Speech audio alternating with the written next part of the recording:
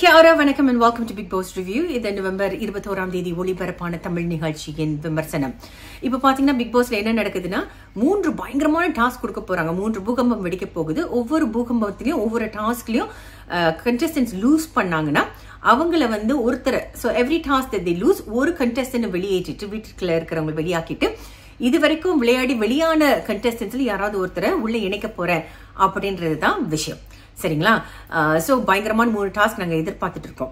சரி, அந்த டாஸ்க் என்னன்றது போறதுக்கு முன்னாடி நம்ம வந்து ஒரு சில விஷயங்கள் பார்க்க போறோம். விசித்ரா, மாயா அண்ட் பூர்ணிமா வந்து பேசிட்டு இருக்காங்க.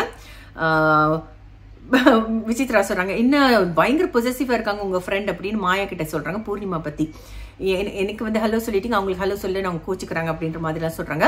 அப்புறம் பொண்ணுங்களும் சரி பையன்களும் உங்க மேல பயங்கர கிரஷ்னு வந்து விசித்ரா மாயா கிட்ட சொல்றாங்க. What is she trying to say அப்படின்ற are we supposed to read between the lines அப்படின்றது வந்து ஒரு கேள்விக்குறியா இருக்குது. அப்புறம் பாத்தீங்கன்னா பூர்ணிமா வந்து மாயா கிட்ட வந்து கொஞ்சம் அந்த ஊடல் கூடல் அது நடக்குது. பட் இந்த கான்வர்சேஷன்ல முக்கியமான ஒரு விஷயம் என்னன்னா விசித்ரா, மாயா அண்ட் பூர்ணிமா வந்து the talk about Raveena. So Raveena வந்து இங்க உள்ளது அங்க சொல்றது, அங்க உள்ளது இங்க சொல்றது, அண்ட் அவங்கள காப்பாத்திட்டு வர்றது நிறைய நேரங்கள் பாத்தீங்கன்னா மணின்றது நமக்கு தெரிஞ்சிருச்சு. ஸோ அவங்கள பத்தி பேசுறாங்க. அண்ட் விசித்ரா சொல்றாங்க, எப்படி அந்த பொண்ணுக்கு இன்னும் ரெஸ்பெக்ட் கொடுக்குறேன், நான் எனக்கு ரொம்ப ரெஸ்பெக்ட் அவங்க மேலதான் அப்படின்னு நினைக்கிறேன். இவரு சொல்லிருக்காரு நினைக்கிறேன், கூல் சொன்னாரா இல்ல தினேஷ் சொன்னாரான்னு தெரியல. அப்ப என்ன இந்த பொண்ணு மேல இப்படி சொல்றாங்க, உங்களுக்கு ஒரு பிரச்சனைன்னு அந்த பொண்ணு உங்க பக்கம் வந்து நிக்காது, அதுதான் உண்மைன்ற மாதிரி விசித்ரா சொல்றாங்க. இதுக்கு வந்து ஆமான்னு சொல்றாங்க பூர்ணிமா சொல்றாங்க அவங்க வந்து பின்னாடி பேசுறாங்க. இந்த அம்மாவே நிறைய பின்னாடி தான் பேசுறாங்க. ஆனா இங்க வந்து ரவீனா பத்தி சொல்றாங்க. அப்புறம் மாயா வந்து விசித்ராட்ட கேக்குறாங்க, இந்த மாதிரி எனக்கு தெரியும் அவங்க வந்து நேர்மையானவங்க கிடையாதுன்ற மாதிரி பேசுறாங்க. என்ன வந்து அவங்க தான் டார்கெட் பண்ணி நாமினேஷன் கொண்டு வர வச்சாங்க, விஷ்ணு என்கிட்ட சொல்லல, ஆனா எனக்கு உங்களை பத்தி தெரியும் விசித்ரான்னு. விசித்ரா என்ன சொல்றாங்க அந்த நேரத்துல, நான் நிக்சனை மட்டும் வெளியாக்குன்றது மட்டும் என்ன நாமினேட் பண்ணாதுன்றது மட்டும் தான் சொன்னேன். ஆக்சுவலி மாயா பேர் எடுத்ததும் விசித்ரா. அந்த கட்டத்துல வந்து விசித்ரா வந்து அந்த ஒப்புக்கொள்ள மாட்டாங்க. அதாவது நானும் தான் உன் பேர் எடுத்தேன்றது சொல்லல. இது சரியா தப்பான்றதை நீங்க கமெண்ட் செக்ஷன்ல எழுதுங்க. ரைட்? அவங்க என்ன சொல்றாங்கன்னா, நான் நிக்சனை பத்தி மட்டும் தான் சொன்னேன் அப்படின்னு சொல்றாங்க. சோ இவங்க வந்து என்ன நினைச்சுக்கிறாங்கன்னா, மாயா வந்து ரவீனா அண்ட் மணி மட்டும் தான் வந்து அவங்க நாமினேட் பண்ண சொன்னதுன்றது மாதிரி சொல்றாங்க அப்படின்னு நினைச்சுக்கிறாங்க. சோ இது சரியா தவறான்றதை கமெண்ட் செக்ஷன்ல எழுதுங்க. ரைட்? அப்புறம் பாத்தீங்கன்னா தினேஷ் அண்ட் விஷ்ணு உட்காந்து பேசிட்டு இருக்காங்க. எப்படி வந்து விக்ரம் இஸ் லக்கி பர்சன், ஏன்னா எல்லாத்துலயும் தப்பிச்சு வந்துட்டே இருக்காரு. இப்ப பாத்தீங்கன்னா நாமினேஷன்ல இருக்கிற 3 பேர் தான் every time the lose task நாமினேஷன்ல இருக்கிற யாராவது ஒருத்தர் தான் வெளியாக்க போறாங்க. சோ நாமினேஷன்ல இருக்கிறது எல்லாம் பாத்தீங்கன்னா எல்லாம் ஜோடிகள். Right? Mani, Raveena, Maya, Poornima, as in they are very close friends அப்படின்ற, and Archana and Vichitra and of course RJ Bravo ஒரு தனியா துண்டா நிக்கிறாரு. சோ இந்த 7 பேர்ல every time the lose task ஒருத்தர் வெளியாக போறாங்க, அவங்களுக்கு பதிலா இன்னொரு ரிப்ளேஸ்மெண்ட் உள்ள வர போறாங்க. ரைட்? சோ இத பத்தி பேசிட்டு இருக்கும்போது அவங்க என்ன சொல்றாங்கன்னா, விக்ரம் வந்து லக்கி பாருங்க இப்பயும் தப்பிச்சிட்டான். அப்ப தினேஷ் சொல்வாரு, ஆக்சுவலி விக்ரம் அக்ஷயாலாம் த்ரெட் கிடையாது, நம்ம இந்த ஜோடிகளை தான் பிரிக்கணும். அதுதான் அவர் வந்து small boss and big boss வீட்லயும் அவர் அதுதான் பண்ணிருக்காரு. தினேஷ் கேப்டனா இருந்து இந்த ரொம்ப க்ளோஸா இருக்கிற 2 பேர் இந்த டூ எல்லாரையும் வந்து பிரிச்சிருக்காரு. அர்ச்சனா வெளியில போட்டிருக்காரு, விசித்ரா உள்ள போட்டிருக்காங்க, மாயா வெளியில போட்டிருக்காங்க, பூர்ணிமா உள்ள போட்டிருக்காங்க. I think Raveena is inside. I think I don't no, இல்ல ரவீனா மணி மட்டும் பிரிக்கல, அவங்க பிரிக்கல. ஐ டோன்ட் நோ வை, அதுல என்ன ஃபேவரட்டிசம்னு எனக்கு தெரியல. பட் இதுதான் பண்றாரு. சோ அவரோட ஸ்ட்ராட்டஜினா எல்லாரையும் வந்து டிவைட் அண்ட் ரூல், ஆங்கிலேயர்களோட கான்செப்ட் இது, டிவைட் அண்ட் ரூல். நமக்கு இடையிலே பாத்தீங்கன்னா இந்தியர்கள் அப்படின்ற ஒற்றுமை இருந்தா சில நேரங்கள்ல இருந்தாலும் நம்ம வந்து டிவைட் அண்ட் ரூல் இல்ல, நம்ம வந்து மலையாளிஸ், தெலுங்குஸ், தமிழியன்ஸ், ஹிந்திக்காரங்க அப்படின்னு ஒரு பிரிவினை, இந்த டிவைட் அண்ட் ரூல் சொல்லுவாங்களா, அது வந்து நிறைய இருந்துச்சு. சிங்கப்பூர்ல நீங்க பாத்தீங்கன்னா டிவைட் அண்ட் ரூல் எப்படி இருந்துச்சுன்னா, தமிழர்கள் தனியா, மலாய்க்காரர்கள் தனியா, சைனீஸ் தனியா அப்படின்றது இந்த divide and rule concept. So when you make them, when you divide, the numbers become smaller, easier to target, right? So இந்த டிவைட் அண்ட் ரூல் கான்செப்ட் தான் தினேஷ் வந்து ஃபாலோ பண்றாரு. இது எவ்வளவு தூரத்துக்கு அவருக்கு சாதகமா அமையும்ன்றது வந்து கேள்விக்குறியா தான் இருக்குது. ஏன்னா இப்போ தினேஷ்க்கு வந்து மறைமுகமா சில பேர் அவங்க செய்யற சில விஷயங்கள் வந்து சரியில்லைன்றது வந்து சமூக வலைத்தளங்கள்ல வெளியே வந்துட்டு இருக்குது. ரைட்? சரி, ஃபர்ஸ்ட் டாஸ்க் பூகம்பம் என்னன்னு பாத்தீங்கன்னா, ஒரு கட்டையில பாலை உருட்டி, actually it's quite difficult to balance it. அதை வந்து ஒரு பாஸ்கெட்ல போடணும். ஸோ மேலேருந்து ஒரு தட்டிலேருந்து கீழே விழணும், அப்புறம் இந்த சைட் போய் இங்க கீழே விழணும், அப்புறம் அங்க போய் கீழே விழணும். இப்படி the task is like the ball has to go around and then go into the basket. So இதுல பாத்தீங்கன்னா 14 பேரும் போட்டியிடணும். அந்த 14 பேர்ல 10 பேர் சரியா செஞ்சிட்டீங்கன்னா pass. anything less than 10 that means you lose and you have to replace one, right? முதல்ல போறது வந்து விஷ்ணு and தினேஷ் 2 பேராலையும் பண்ண முடியல. அதுக்கப்புறம் போற 2 பேருமே பிரமாதமா பண்றாங்க. மணி அண்ட் நிக்சன் செமையா பண்ணாங்க 2 பேரும். பிராவோ அண்ட் விக்ரம் உள்ள போறாங்க. பிராவோ பண்ண முடியல, விக்ரம் பண்ணிடுறாரு. ஸோ இப்போ பாத்தீங்கன்னா மணி, நிக்சன் அண்ட் விக்ரம் 3 பேர் வந்து பாஸ் பண்ணிட்டாங்க. ஸோ ஃபெயிலியர் பாத்தீங்கன்னா விஷ்ணு, தினேஷ் அண்ட் பிராவோ 3. இன்னும் ஒருத்தர் ஃபெயில் பண்ணா கூட பிரச்சனை தான். ஸோ அடுத்தது பாத்தீங்கன்னா விசித்ரா அண்ட் அர்ச்சனா போறாங்க. நான் அவங்க போகும்போது நான் நினைச்சேன், ஐயோ இவங்க ஏன் போறாங்க, ஏன்னா இட்ஸ் டிஃபிகல்ட் டாஸ்க். 2 பேரும் சேர்ந்து போய் 2 பேரும் லூஸ் பண்ணாங்கன்னா they going to say that இவங்களுக்கு அப்புறமா கேங் அப் பண்ண முடியும் அப்படின்ற மாதிரி இருந்துச்சு. பட் இவங்க 2 பேரும் போறாங்க and they don't do it as well, right?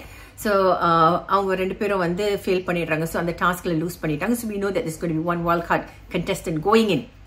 So அந்த wild card contestant யாரு அப்படின்னு நம்ம யோசிக்கிறோம்.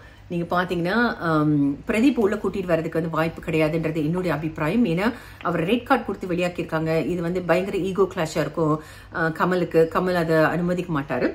ஸோ மற்றபடி பாத்தீங்கன்னா விஜய், அனன்யா வந்தாங்கன்னா it's fair.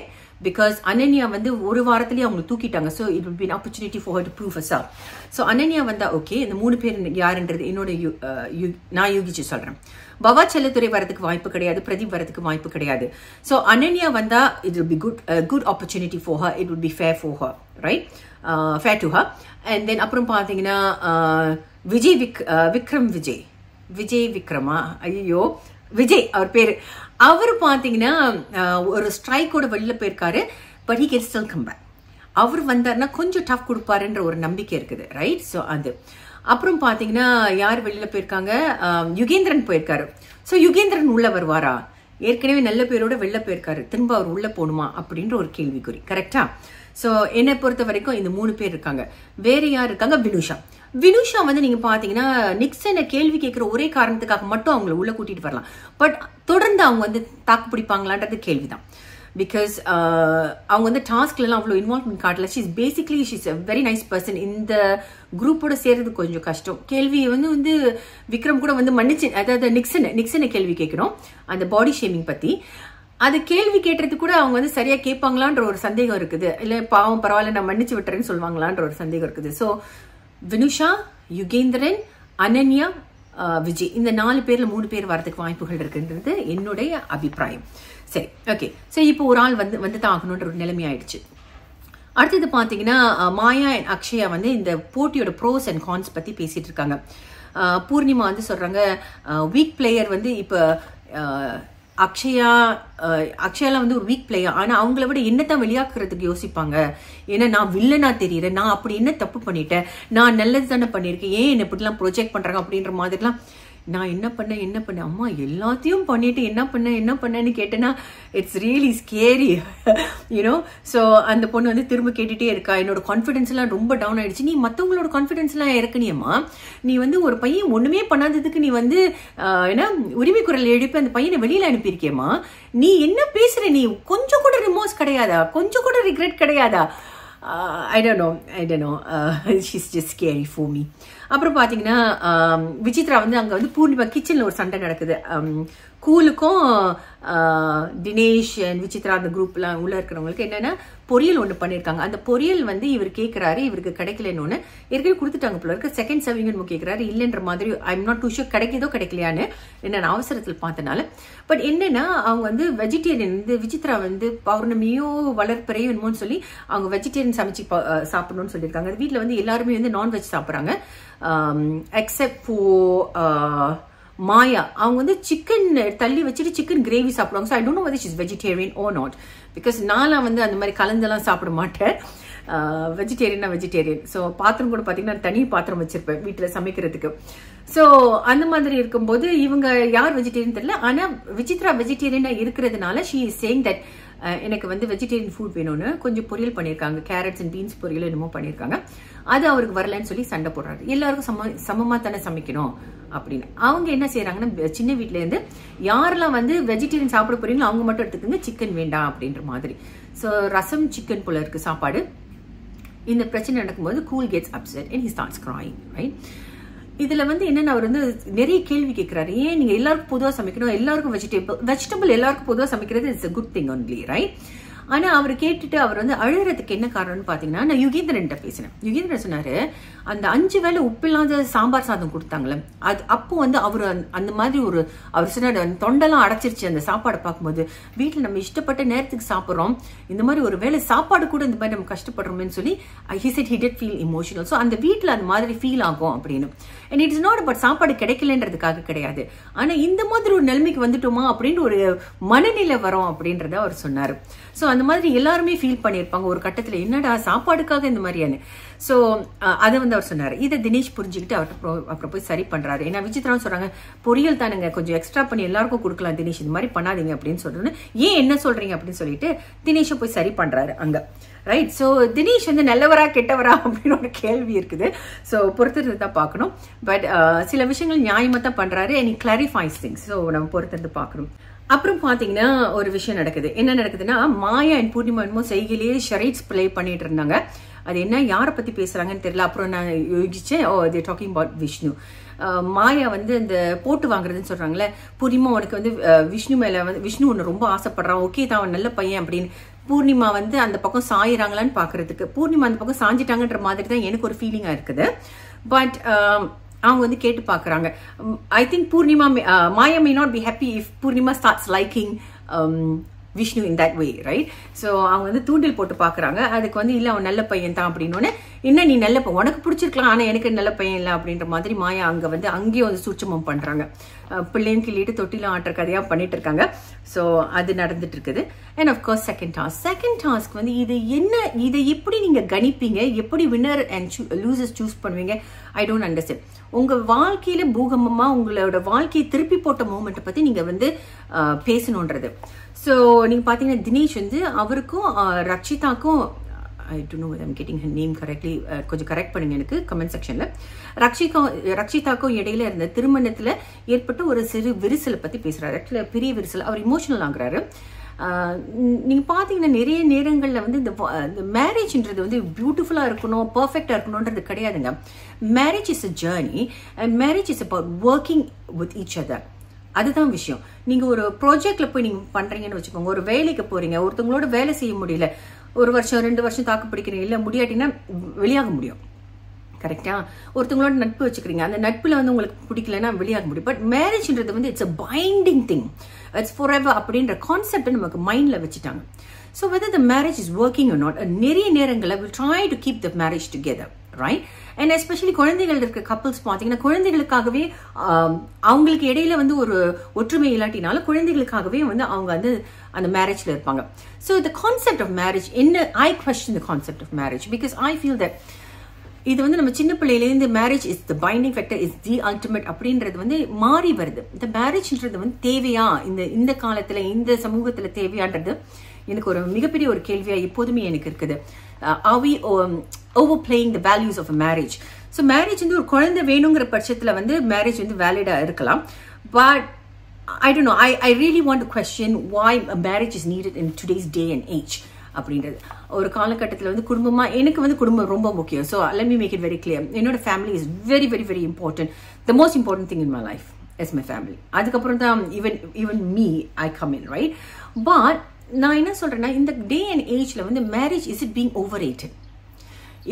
should it be a binding factor? உங்களுக்கு அந்த ஒரு திருமணத்துல உங்களுக்கு வந்து சந்தோஷம் இல்லை, குழந்தைகளுக்கு சந்தோஷம் இல்லை, பயந்து வாழ்ந்துட்டு இருக்காங்கன்னா, அப்படிப்பட்ட சூழ்நிலையில வந்து நமக்கு அந்த மேரேஜ் தேவையா? குழந்தைகளுக்காக யோசிச்சு கணவன் வேண்டாம் மனைவி வேண்டாம் அப்படின்னு குழந்தைகளை காப்பாற்றலாமே அப்படின்ற ஒரு எண்ணம் இருக்குது. So marriage is not the final destination, it is part of the destination, part of the journey அப்படின்றது தான் என்னோட கூற்று. I could be wrong, please put your comments. எனக்கு எதிரான கருத்துக்களையும் நீங்க தெரிவிக்கலாம், please go ahead. So Dinesh நீங்க பாத்தீங்கன்னா அவங்க அந்த திருமணத்திலேருந்து 1 வருஷமா பிரிஞ்சிருக்காங்க, செப்பரேஷன் பத்தி பேசுறாரு. அவங்க பேரு கூட அவர் எடுக்கல, அண்ட் அவங்கள பத்தி கெட்டதா சொல்லல, அண்ட் ரொம்ப அழகா பேசினாரு. And you can feel the hurt he has and you can feel the love he has for her. So அது ரொம்ப நல்லா பேசினாருங்க. He use the platform without hurting anybody, I think, I hope. So அது ரொம்ப நல்லா இருந்தது. அவர் பேசின விதம் வந்து எனக்கு ரொம்ப பிடிச்சது, என்னோட மனசு தொட்டுச்சு அவர் பேசினது. அப்புறம் விசித்ராவோட காஸ்டிங் கவுச். இந்த காஸ்டிங் கவுச் பத்தி நான் ஏற்கனவே இன்டர்வியூஸ் எடுத்திருக்கேன், ஏற்கனவே ஒரு ஆக்ட்ரஸோட எடுத்திருக்கேன். இது உண்மை. சில நேரங்களில் வந்து எதிர்பார்க்குறாங்க பெண்கள் வந்து ஆண்களை கொஞ்சம் adjust, the word is adjust, இண்டஸ்ட்ரியில் ரொம்ப பாப்புலரான ஒரு வார்த்தை. அட்ஜஸ்ட் பண்ணால் வாய்ப்புகள் கிடைக்கும். இப்போ பார்த்தீங்கன்னா sometimes you will have auditions. உன்னை வந்து காசு பண்றேன்னா நீ வந்து நடிக்கணும். அந்த மாதிரி நடிக்க வைக்கிற என்னோட ஒரு ஃப்ரெண்ட் வந்து ஒருத்தவங்க போய் ஒரு காட்சி நடிக்க வச்சாங்க. அதாவது க்ளோஸா கிஸ் பண்ற மாதிரி ஒரு சீனை வந்து ரீக்ரியேட் பண்ணாங்க ஃபார் ஆடிஷன். ஸோ அந்த பொண்ணு வந்து என்கிட்ட சொன்னா, இந்த மாதிரி ஒரு கிசிங் சீன் மாதிரி க்ளோஸா வர மாதிரி அதுதான் வந்து ஆடிஷனுக்கு. அந்த மாதிரி சீன் தேவையா அப்படின்னு எனக்கு ஒரு கேள்வி வந்துச்சு. We still making use of women in the industry அப்படின்றது.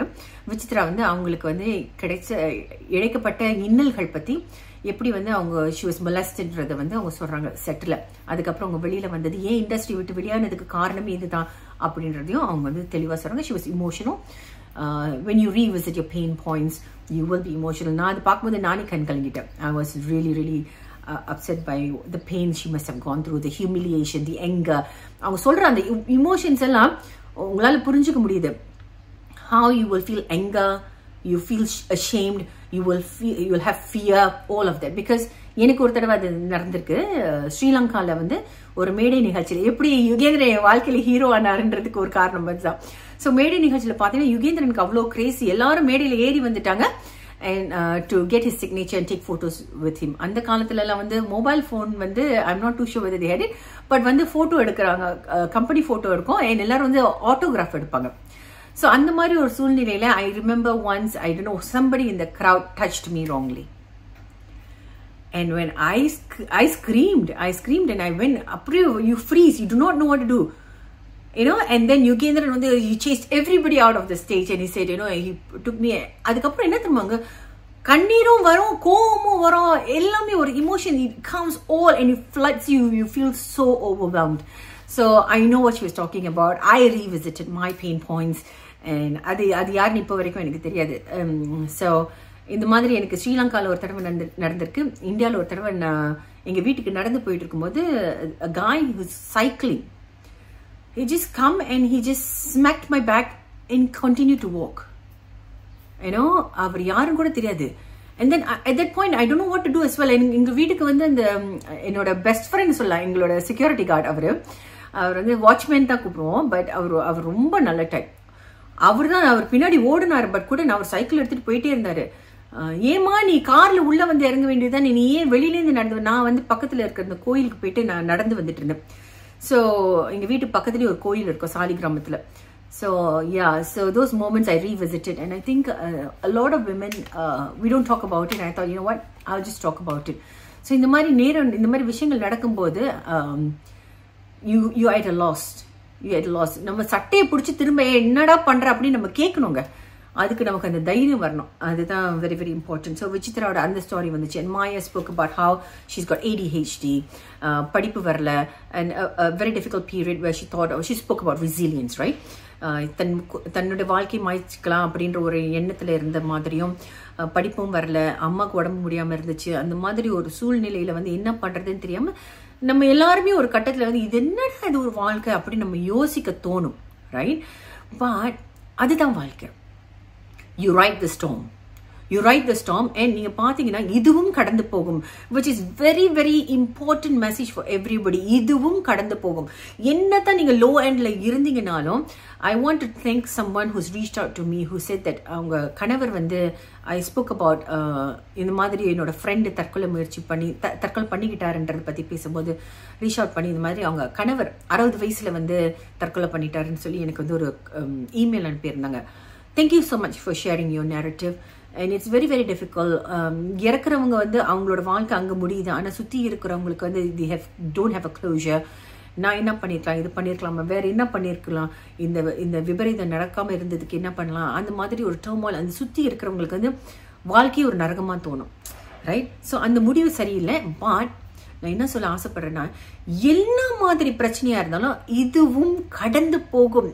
அது மட்டும் நிச்சயம், நான் கேரண்டி பண்ணி சொல்வேங்க, அது மட்டும் நிச்சயம். என்ன மாதிரி பிரச்சனையா இருந்தாலும் அதுவும் கடந்து போகும். என் வாழ்க்கையில நம்ம நிச்சயமாக அதுலேருந்து மீண்டு வரலான்றது வந்து உறுதி. It is just a matter of time, right? So hang in there. நாளை மீண்டும் சந்திப்போம். நன்றி, வணக்கம்.